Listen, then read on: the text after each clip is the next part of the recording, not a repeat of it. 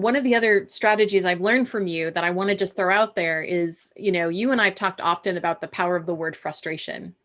Mm. Um, and it's a strategy, thanks to you, that I've used multiple times, which is to say to a prospect, like what, so when you're going through this process and you're looking at vendors or you're trying to, get this program or product set up, what has been some of the most, some of your biggest frustrations in working with somebody like me? Like what other experiences have you had that you found frustrating so that I can make sure that you're not experiencing that with me? Yeah. And It's I a think great the word question. yeah, that's the guy learned it from the best. I think there's a lot to be said for that word frustration.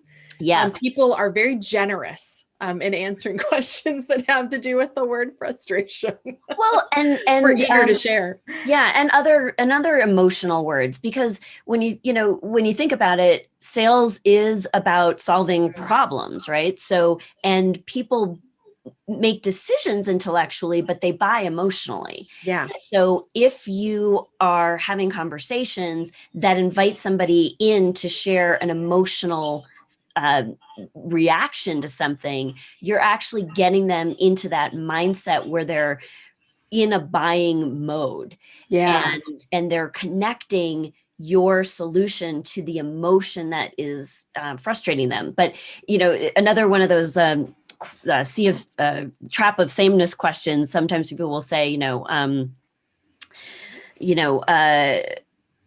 me how you're. Well, we talked about that. Tell me how you're different. What was the other one I was thinking of? It's on the top of my head.